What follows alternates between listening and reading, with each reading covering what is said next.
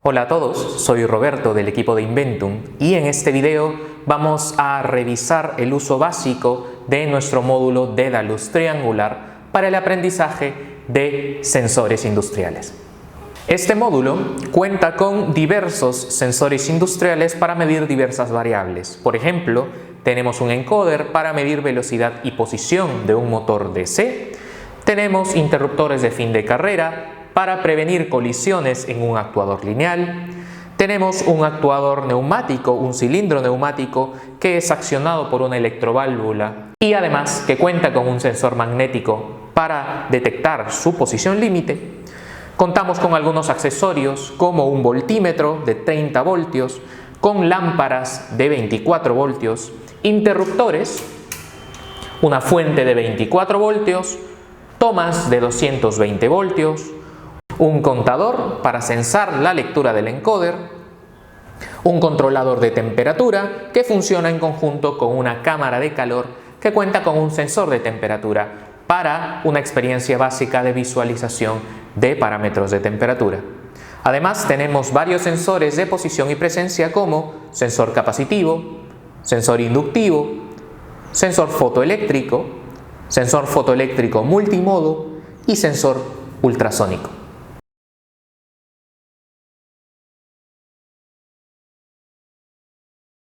En la parte derecha del módulo vamos a encontrar nuestro primer bloque de trabajo, que está compuesto por un encoder incremental de 24 voltios, un motor de corriente continua de 24 voltios, un actuador lineal de husillo de bolas y dos interruptores de final de carrera. El encoder, que nos va a servir para censar la velocidad de rotación del motor de corriente continua, se alimenta con 24 voltios en corriente continua también. Hay que tener mucho cuidado con esta parte porque se podría averiar el componente si es que le colocamos otro voltaje. Hay que tener en cuenta también que el código del encoder es el que se denota en el módulo para que podamos buscar la referencia de su hoja de datos.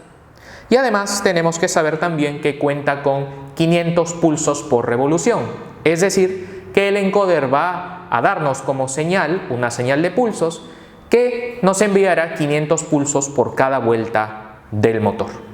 Notemos que el encoder se alimenta por estas dos borneras, la roja para 24 voltios y la negra para 0 voltios, y que además cuenta con tres fases, la señal A y la señal B y la señal Z. La señal A y B nos darán información acerca del sentido de giro del motor y la velocidad, y la señal Z es una señal secundaria que se activa solo con cada vuelta del motor. Además tenemos nuevamente una referencia de 0 voltios que se encuentra puenteada con la bornera anterior. Luego, el motor de corriente continua, que se encuentra acoplado al actuador lineal y al encoder, también se alimenta con 24 voltios. Esto es muy importante porque si se le conecta otro voltaje podría averiarse. Además, tomemos en cuenta que este es un motor de 100 RPM o de 100 revoluciones por minuto. El actuador lineal, como se indica aquí, cuenta con una carrera de 200 milímetros y un paso de 5 milímetros. Esto quiere decir que en cada revolución del motor o en cada revolución del husillo, el bloque del actuador lineal va a avanzar 5 milímetros. Hay que tener en cuenta también aquí que este actuador puede soportar como máximo 15 kilos de carga por si es que se le quiere acoplar algo. Debo anotar que no recomendamos acoplar alguna carga al actuador, ya que su fin ha sido diseñado únicamente para usarlo con este módulo. Finalmente, en este bloque 1 contamos con dos interruptores de final de carrera que están posicionados de forma tal que se activen cuando el actuador lineal llegue a alguno de sus límites, superior o inferior. Estos interruptores de final de carrera cuentan con dos contactos cada uno, un contacto normalmente abierto y un contacto normalmente cerrado. Estos contactos pueden ser conectados ya sea a corriente alterna 220 o a corriente continua de 24 voltios.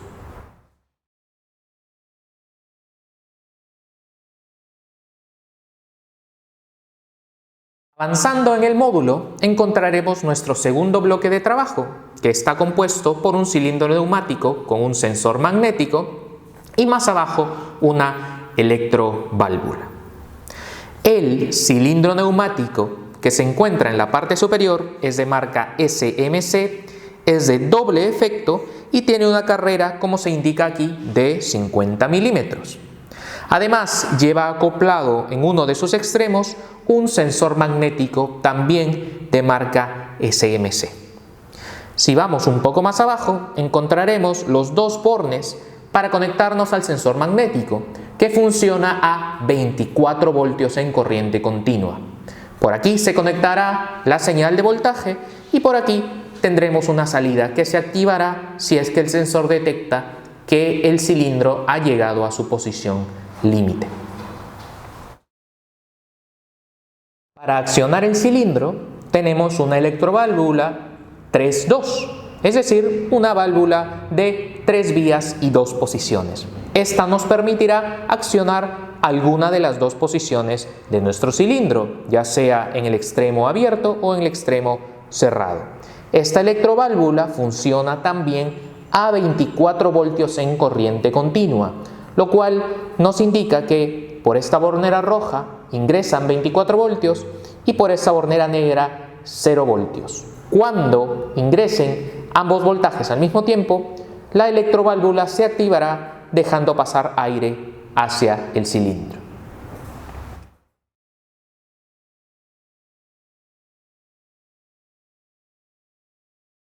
En la parte central del módulo encontraremos nuestro bloque de accesorios, que inicia con un voltímetro de 30 voltios en DC. Hay que tener mucho cuidado, este instrumento es muy delicado y si le conectamos algún voltaje fuera del rango indicado, podríamos averiarlo. Más abajo encontraremos 4 lámparas verdes que también funcionan a 24 voltios en DC. Nuevamente hay que tomar nuestras precauciones, dado que estas lámparas cuentan con una polaridad roja, ingresarán 24 voltios en DC y por la bornera negra la referencia o 0 voltios. Tenemos 4 interruptores de codillo. Cada uno de ellos es recomendado, puede soportar hasta 5 amperios y cuentan cada uno con un contacto normalmente abierto. Bloque de alimentación. Aquí encontramos bornes comunes para alimentar al módulo de 24 voltios en corriente continua. Estos 24 voltios son extraídos de una fuente Siemens C-Top de 24 voltios que se encuentra en la parte interna del módulo. Todas las borneras rojas nos darán 24 voltios y todas las borneras negras 0 voltios. Tenemos también bornes de 220 voltios en corriente alterna que nos permitirán alimentar algunos otros componentes. En el primer borne tendríamos la primera fase y en el segundo borde la fase neutro.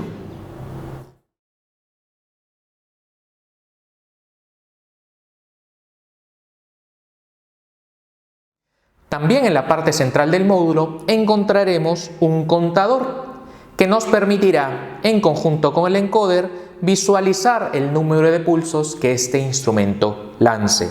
El contador es de la marca Autonix y cuenta con este código.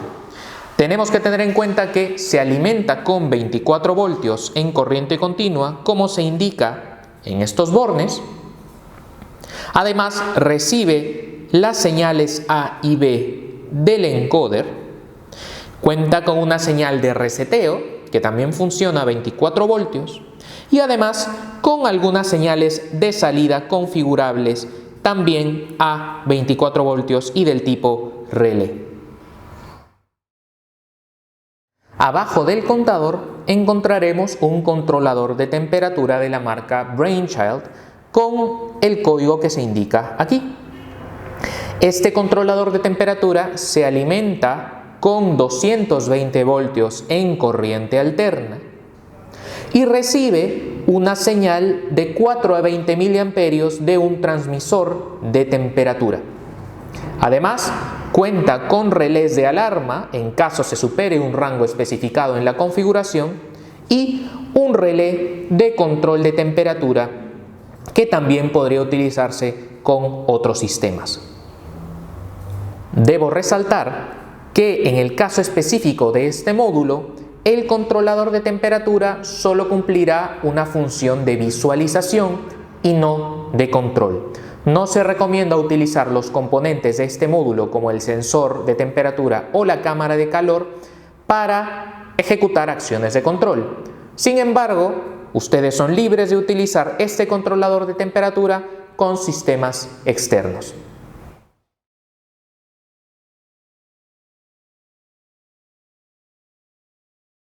Nuestro bloque de temperatura, que cuenta con un dimmer, un sensor de temperatura, un transmisor de temperatura interno y una cámara de calor que contiene una lámpara de calefacción y un ventilador. Si miramos hacia el dimmer, notaremos que es un dimmer convencional que cuenta con un potenciómetro y puede controlar hasta 100 watts de potencia. Tenemos aquí los bornes de alimentación que se conectarían a 220 voltios en AC para alimentar la calefacción. Resalto, este dimmer se alimenta con 220 voltios y lo que permitirá es regular la intensidad en nuestra lámpara de calefacción.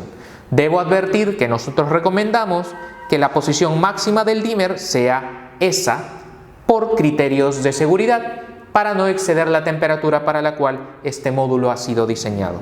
La posición máxima del dimmer, repito, es hasta que la línea del dimmer coincida con la posición ON. La cámara de calor cuenta con un sensor de temperatura Danfoss, como se indica aquí. Este sensor de temperatura es del tipo PT100 de 3 hilos y ya se encuentra internamente conectado hacia el transmisor de temperatura. Este transmisor de temperatura, cuya marca es PR Electronics y código 3102, lo que hará es recibir la señal del sensor de temperatura y alimentado por 24 voltios DC, devolverá una señal de 4 a 20 miliamperios. Nuevamente, advierto que se alimenta con 24 voltios en DC. Finalmente, la cámara de calor cuenta internamente con una lámpara de calefacción de color negro de 100 watts y un ventilador que lo que hará es distribuir adecuadamente el calor en toda la cámara. El ventilador se acciona con estas dos borneras en donde también ingresará 220 voltios AC.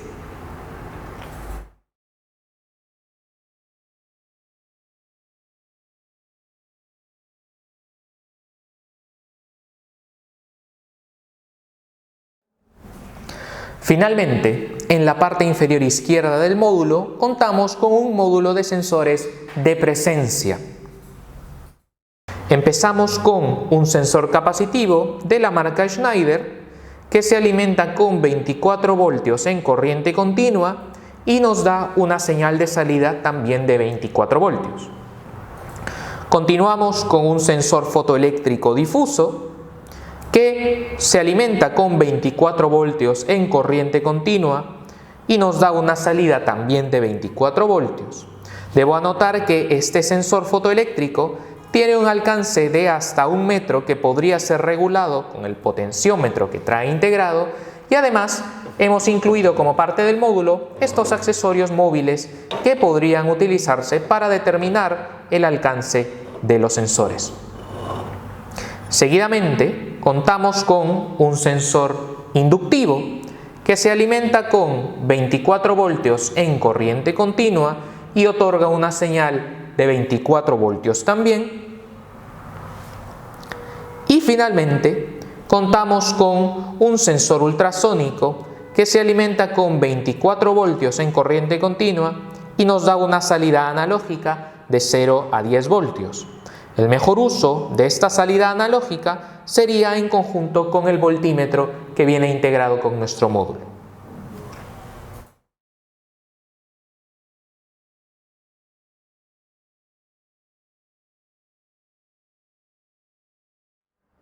Nuestro módulo cuenta con una alimentación convencional de 220 voltios en corriente alterna. Cuenta con un enchufe de 2 fases, línea y neutro, y una línea de tierra. Para alimentarlo, simplemente conectaremos nuestro enchufe a una toma de voltaje de 220 voltios convencional y luego procederemos a accionar las 2 llaves de seguridad en la parte lateral del módulo. Contamos con una llave termomagnética de marca Siemens y una llave diferencial para protección de los usuarios de marca Siemens también. Una vez que ambas llaves se encuentren accionadas, la lámpara indicadora de alimentación se encenderá. Si esta lámpara se encuentra activa, quiere decir que el módulo está enchufado y listo para trabajar.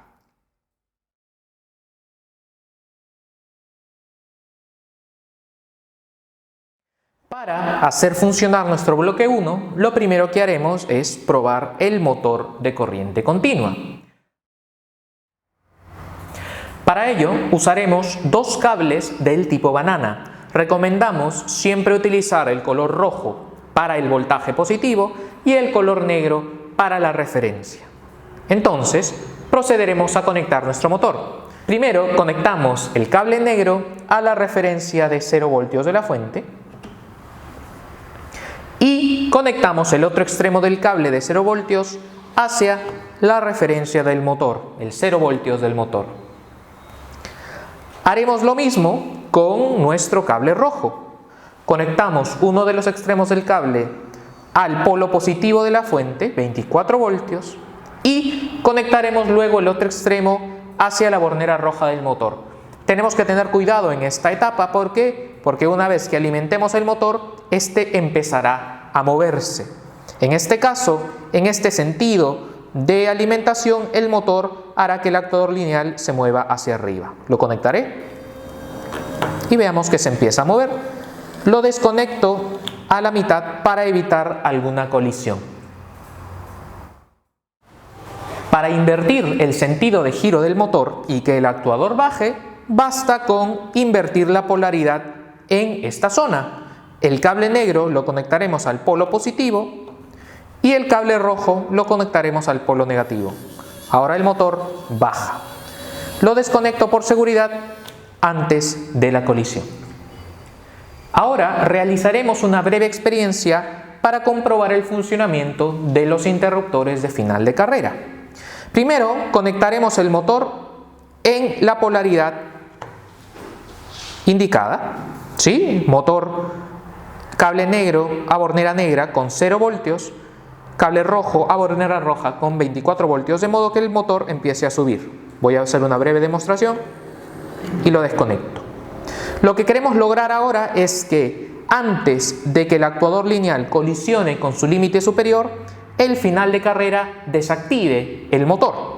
Para ello lo que haremos es conectar el polo positivo de la fuente no al motor directamente, sino al contacto normalmente cerrado de nuestro final de carrera. Y el otro polo del final de carrera conectarlo hacia el motor con otro cable, de aquí hacia este polo positivo. Veremos que el motor empieza a mover el actuador lineal hacia arriba y una vez que la placa colisiona con el sensor final de carrera, el circuito se abrirá deteniendo el movimiento. Voy a conectar ahora este polo. El actuador empieza a subir y la plaquita activará el final de carrera antes de la colisión. Listo. ¿Qué ha pasado ahí? La placa ha activado el interruptor que ha abierto el circuito y por ende el motor ha dejado de funcionar. Para revertir esta posición, lo que haremos simplemente es desconectar el sensor e invertimos la polaridad del motor para que baje.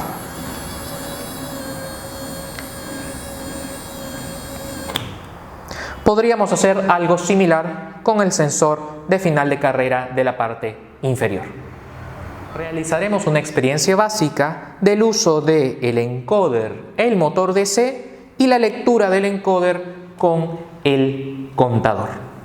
Para ello, conectaremos nuestro motor, como siempre, polo negativo al negativo de la fuente, polo positivo al positivo de la fuente. Aún no conectaré el positivo para que el motor permanezca detenido. Luego tendremos que alimentar el encoder. Para ello tomamos otro cable rojo que conectaremos a 24 voltios positivo y estos 24 voltios positivos irán a la bornera de 24 voltios del encoder.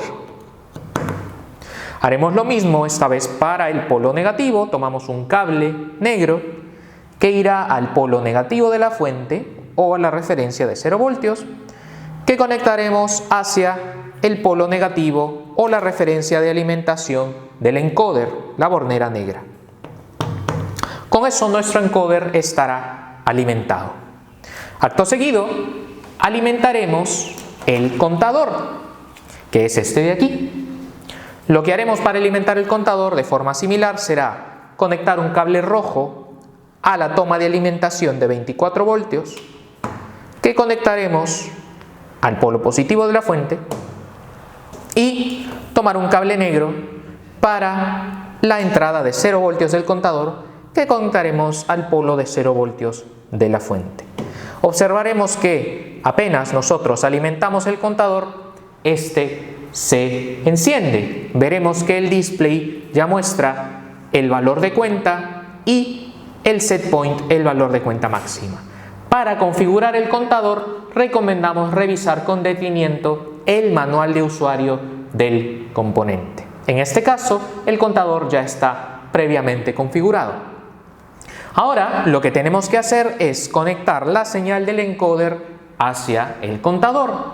Para ello, tomaré dos cables verdes. Conectaré la salida A del encoder a la entrada A del contador, IN A. Y haré lo mismo para la salida B. Tomaré otro cable y la salida B del encoder la conectaré hacia la entrada B del contador. Ahora un último paso de conexión. Para que el contador pueda reconocer la señal del encoder será necesario establecer un puente entre esta bornera de 0 voltios y la toma de 0 voltios de la fuente. Una vez hecho ese puente, nuestro contador estará listo para reconocer las vueltas del motor. ¿Cómo lo podremos reconocer? Cuando yo conecte el motor, nuestro contador empezará a mostrar un valor de cuenta en la pantalla. Lo haré ahora. Conectaré el motor. Voy a invertir la polaridad para que no colisione.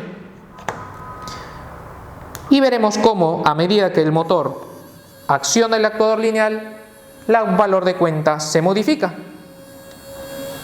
Invertiré la polaridad para que se vea mejor. Y veremos nuevamente el valor de cuenta, esta vez en el sentido contrario.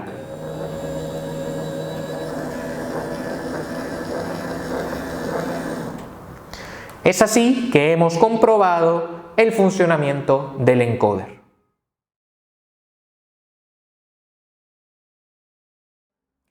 Ahora explicaré el funcionamiento básico de nuestro actuador cilindro neumático. En este video no contamos con una línea neumática, pero explicaré cómo se conectaría el cilindro a la línea. Lo que haremos es lo siguiente.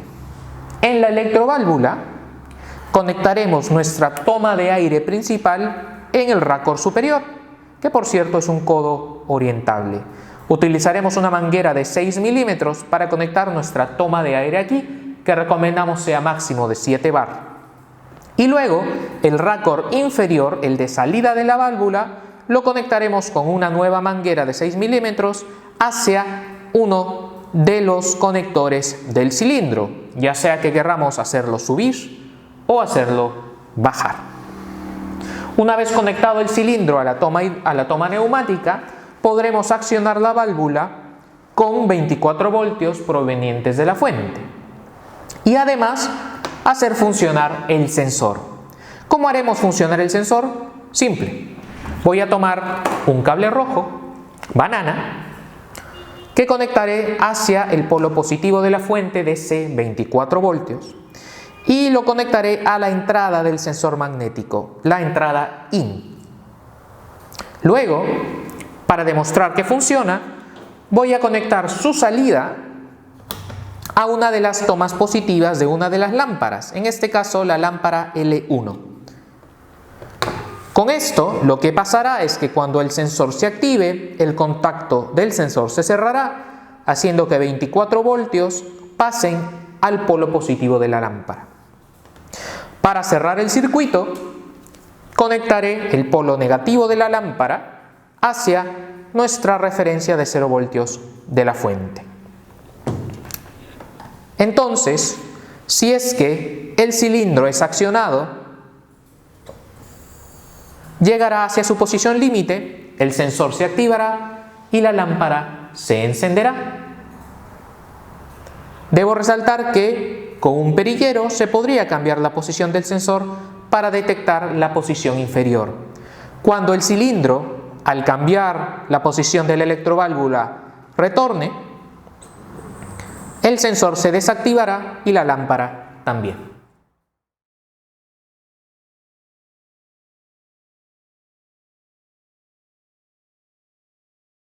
Ahora demostraremos el uso de algunos de nuestros sensores de posición y presencia. Empezaremos con el sensor capacitivo. Recordemos que debemos alimentarlo con 24 voltios en corriente continua. Entonces, desde nuestra fuente de voltaje, que es nuestra fuente C-top Siemens de 24 voltios, tomaremos dos cables, uno para el positivo y otro para el negativo. Voy a conectar primero el negativo. Voy con un cable negro a la bornera negra de 0 voltios y lo conecto hacia la bornera negra del sensor, que es su referencia. Hago lo mismo ahora con el polo positivo.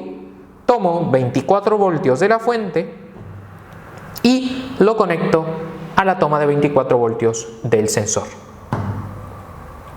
Para comprobar que el sensor está funcionando, conectaré la salida del sensor a una de nuestras lámparas. Para ello, tomaré otro cable y desde la salida del sensor conectaré la salida hacia uno de los polos positivos de una lámpara. Ahora, para cerrar el circuito, tomaré un cable negro que conectaré del polo negativo de la lámpara hacia nuestra referencia de 0 de la fuente.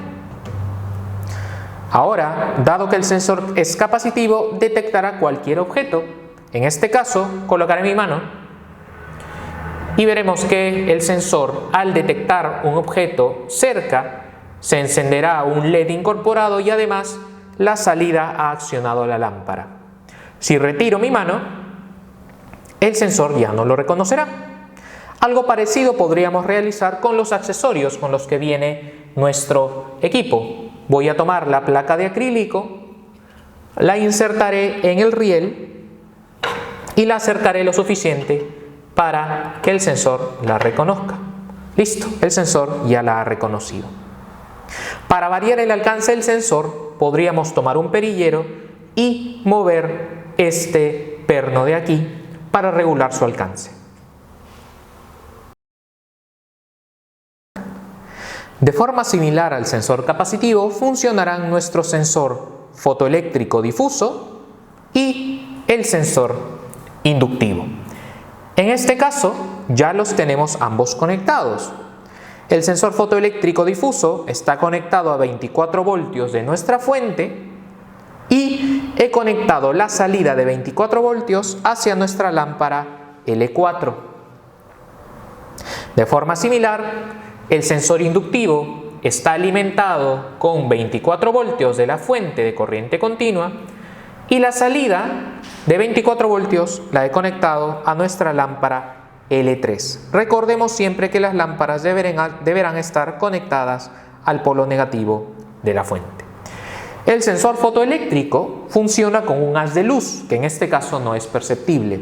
Este haz de luz tiene un alcance de hasta 1 metro y al verse interrumpido activará la salida del sensor. En este caso, observemos que si paso mi mano delante del sensor, se activará el LED indicador y además la salida se encontrará activa. Si retiro mi mano, se apagará la lámpara.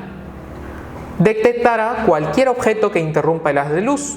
Podemos probar con diversos accesorios que interrumpan el sensor y activen la salida. Recordemos que su alcance también puede ser variado con el potenciómetro integrado. Ahora, el sensor inductivo funciona, pero solo puede detectar metales a cierta distancia. En este caso, si nosotros colocamos un plástico, en este caso nuestra placa de acrílico, el sensor no detectará nada y veamos que la lámpara no se enciende. Pero si yo coloco una pieza metálica de algún otro accesorio, como este de aquí de acero galvanizado, veremos que al pasarla por el sensor, la lámpara se activará. Un sensor inductivo solo detecta metales. Ahora veremos el funcionamiento del sensor fotoeléctrico multimodo. Este se alimenta de la misma forma que los demás sensores. Desde los bornes de 24 voltios y 0 voltios, tomaremos cables y los conectaremos hacia nuestra fuente de 24 voltios. Y la salida, solo para demostración, la he conectado a una de nuestras lámparas de 24, que también está referenciada hacia la fuente. ¿Por qué este sensor fotoeléctrico se llama multimodo? Pues porque tiene varios modos de operación. El primero de ellos, que ya viene configurado en nuestros módulos, es como si fuera un sensor fotoeléctrico difuso normal. Vemos que está el sensor y al detectar que un objeto se coloca enfrente, veremos que se activa la señal de salida del sensor y veremos cómo se activa nuestra lámpara.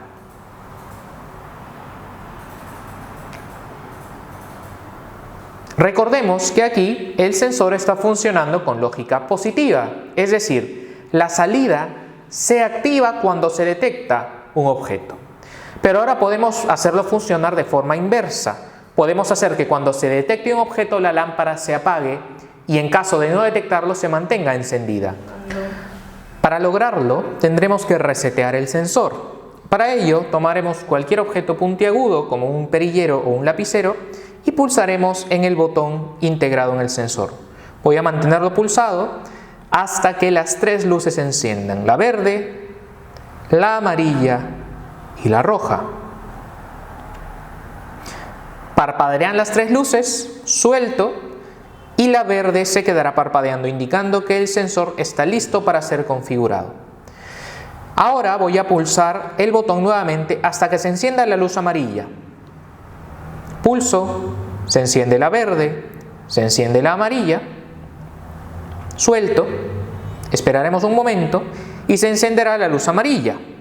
Y ahora un paso último, pulsaremos nuevamente el botón hasta que se encienda solo la luz verde. Y soltamos, esperamos un momento sin ningún objeto frente al sensor y habremos visto que ahora la lámpara se enciende cuando no hay ningún objeto y al colocar yo algún objeto como mi mano, la lámpara se apagará, estará funcionando en lógica negativa. También podríamos hacerlo funcionar con el reflector. Para ello recomendamos revisar el manual de uso del sensor. Ahora utilizaremos el sensor ultrasónico, que es un sensor analógico. Es decir, no tendrá una salida digital como los demás sensores, sino una salida de 0 a 10 voltios. Lo he alimentado con 24 voltios desde nuestra fuente, como si fuera cualquier otro sensor, pero ahora para comprobar su funcionamiento voy a conectar su salida de 10 voltios,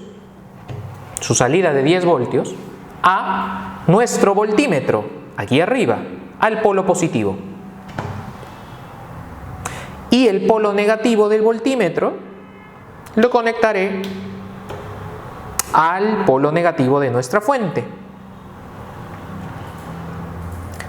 veremos que si es que el sensor no tiene ningún obstáculo lo suficientemente cerca, empezaremos a leer 10 voltios en nuestro voltímetro, dado que es el rango máximo del sensor. Ahora, si yo empiezo a mover la plaquita en el riel y la acerco, por ejemplo, hacia la mitad del tramo, veremos que ahora nuestro voltímetro mide 5 voltios aproximadamente. Si la acerco aún más, veremos que el voltaje empieza a reducirse también. Voltaje en el voltímetro.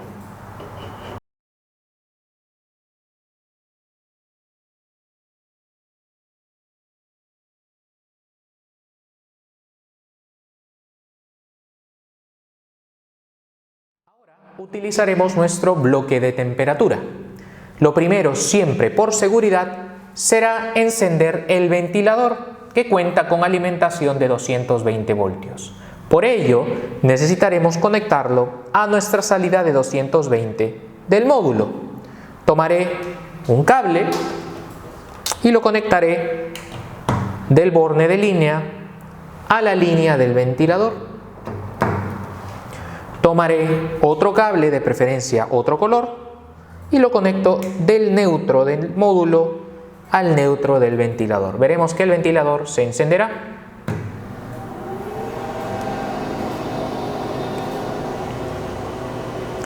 Ahora conectaré la entrada para la calefacción, que se encuentra en el dimmer. Esta entrada también es de 220 voltios, entonces la conectaré muy parecido al ventilador. Tomo un cable desde la línea hacia la línea del dimmer y tomaré otro cable para conectar los neutros. Antes de conectar el neutro, deberé asegurarme de que el dimmer se encuentra en la posición apagada. Está bien, en la posición apagada, para evitar que la calefacción se encienda aún. Conectaré el neutro y mi calefacción ya se encontrará conectada. Ahora, antes de encender la calefacción, conectaré el sensor de temperatura al visualizador. Voy a encender el visualizador también con 220 voltios que se encuentran aquí. Conecto la línea hacia la línea de 220, conecto el neutro hacia el neutro de 220 y se encenderá, como ven, el visualizador o controlador de temperatura. Ahora lo conectaré a la salida de corriente del transmisor. Primero alimentaré el transmisor. Recuerden, el transmisor que se encuentra aquí se alimenta con 24 voltios corriente continua. Tomaré un cable rojo y lo conectaré a 24 voltios de la fuente. Recuerden, no es 220, es 24 para el transmisor. Tomo 24 voltios y los alimento por el borne superior. Tomo 0 voltios de nuestra fuente de 24 y los conecto al borne de referencia del transmisor. Y ahora solo nos queda conectar la señal de corriente. Tomaré un cable del borne más MA, del borne de corriente positivo del transmisor, hacia el borne de corriente positivo del controlador en la parte inferior. Algo similar haré con el negativo. Tomaré del borne de corriente negativa menos MA del transmisor a el borne de corriente negativa del controlador. Veremos que automáticamente el controlador nos empezará a mostrar la temperatura en el interior de la cámara. Y ahora, con todo conectado, podremos empezar a accionar nuestro dimmer. Voy a empezar a darle vuelta al dimmer, lo colocaré en la posición máxima recomendada, que es la posición ON, y esperamos a que la temperatura empiece a elevarse. Empezamos a visualizar en el controlador que con el dimmer encendido, la lámpara empieza a calentar nuestra cámara de calor y eso se evidencia con la subida de temperatura en el indicador de temperatura. Vemos que habíamos empezado en 22 grados, ahora estamos en 24 y sigue subiendo. Nosotros recomendamos que como máximo se utilice una temperatura de entre 30 y 35 grados antes de apagar el dimmer. Notemos que ahora nuestra temperatura ya se está acercando a la máxima recomendada de entre 35 y 40 grados. Entonces, una vez que llegue al tope, vamos a apagar el dimmer. Voy a apagarlo aquí hasta escuchar un clic y esperaremos a que la lámpara deje de calentarse y la cámara empiece a enfriarse. Notemos que pasados unos minutos la temperatura ya empezó a descender. Recomendamos que antes de apagar el sistema o el ventilador se mantenga encendido por lo menos unos 5 minutos más.